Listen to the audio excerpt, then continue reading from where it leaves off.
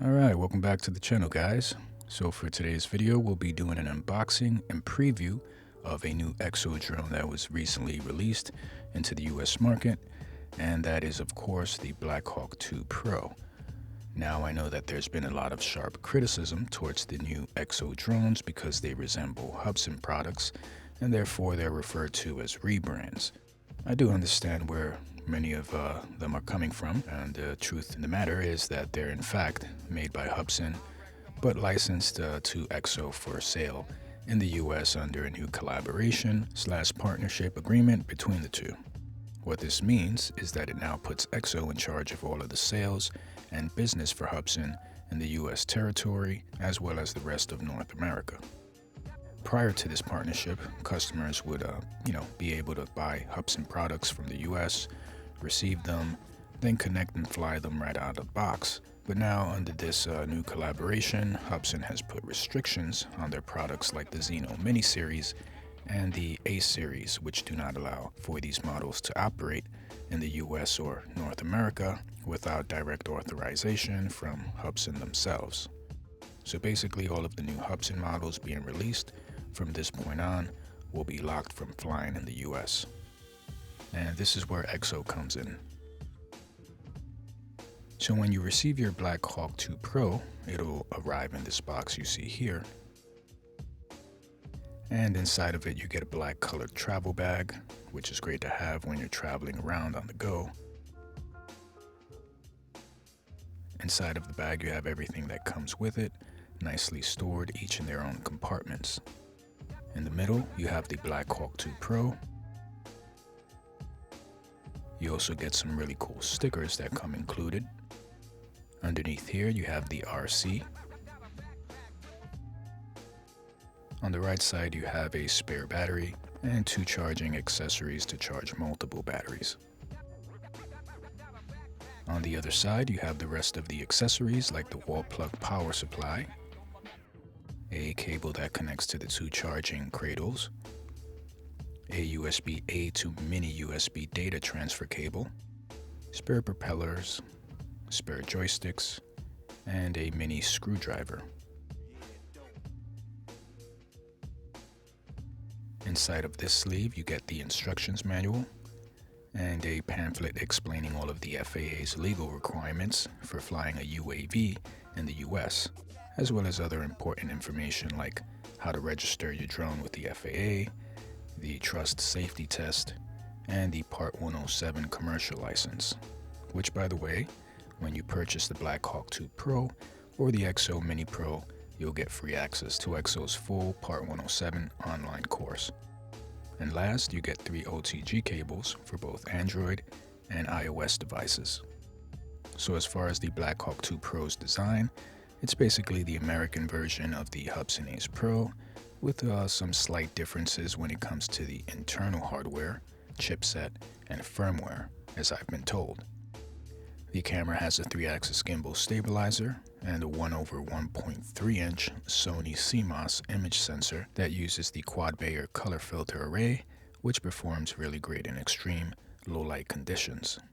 The aperture can vary between f1.85 all the way to f12 stops when set to automatic, and it can also take photos at 48 megapixel resolution using an image stacking technique that reduces overall noise in the image. As far as video, it can film in 4K at 30 frames per second, 2.7K at 30 and 60 frames per second, and 1080p Full HD at 30 and 60 frames per second. The minimum video bitrate on the BlackHawk2 Pro is 100 megabits per second when saving to the micro SD card, and a maximum of 200 megabits per second when using the internal storage option. You also get an HDR mode, night mode, and an HLOG option for color grading. Now unfortunately, you can only save your videos in the H.265 codec, which are heavy files that not all computer systems can handle natively, and you'll most likely have to convert them to H.264 for those with older systems. The BlackHawk2 Pro does have front, rear, and bottom obstacle avoidance sensors, as well as 2 infrared sensors and a Searchlight. Now what I really like about it is that they've incorporated a cooling fan on the bottom to prevent it from overheating, being that a lot of processing is going on inside of this thing, which can make it overheat. So I like that. Over here on the side, you have a mini USB port for transferring your files onto your computer and updating the drone's firmware.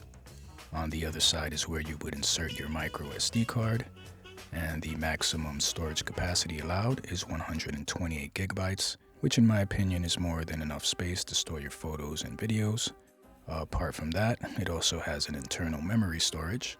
The one that I have here has a maximum capacity of 64 gigabytes, and you can choose to save it either on the micro SD or on the internal hard drive, which is pretty cool. These here are 1503 2820 kV brushless motors that can reach speeds of up to 35 miles per hour with a level 8 wind resistance, which would be around 35 miles per hour winds. Now when it comes to the battery, you get a 3800 milliamp hour, 11.4 volt, 43.32 watt hour 3-cell pack that gives you a supposed maximum flight time of 35 minutes, but we all know that all of these brands always exaggerate their claims, so I'm going to go out on a limb here and say that it'll most likely be around, 25 to 28 minutes realistically. But of course, I'll need to test that out myself. The remote is basically the same design as the one that comes with the Xeno Mini Pro or Ace Pro, only that this one is in black and has the BlackHawk logo on the front, which I think they could have made smaller or added the actual EXO logo instead. I don't know. To me it just seems too pronounced. Not a big deal, but just something to think about for those at EXO who might be watching this. As for the transmission signal, it operates on both 2.4 GHz and 5.2 GHz frequencies using the new Synkless 3.0 image transmission protocol, and it can supposedly reach a maximum distance of around 5 miles. Now I myself have never flown that far and never will, as I prefer to keep it at line of sight at all times when possible. But if it really can reach that distance, then that's great, because at least you know that it has a very strong transmission system, which gives you confidence when flying. To set it all up, it's pretty easy. You first need to download the BlackHawk2 app for Android or iOS. Then you turn on the remote and then open up the app. Now you do have to create a login account. After doing this, you can now enter the app's interface.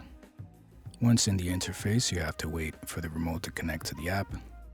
You'll see a screen popping up telling you the connection status of the drone and the remote, as well as their firmware versions and other important information to check out before you take off. Next, turn on the drone and wait for it to connect to the app.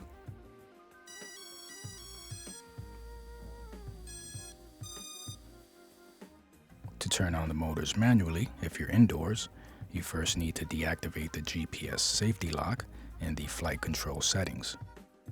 Now you can turn on the motors by pressing down and out on both joysticks. Now if you're outdoors, make sure that you have at least 12 or more GPS satellites connected before you take off.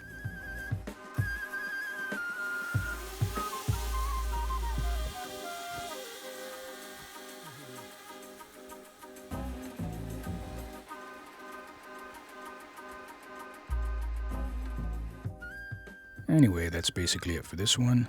I'll try to follow up with some flight test videos soon, so do stay tuned for that. I hope you liked the video and were able to get some useful information out of it. If you did, adding a like to it is always appreciated, of course. And if you haven't subscribed to the channel yet, make sure you take the opportunity to do that right now. Thank you so much for watching, and I'll catch you on the next one. God bless you all.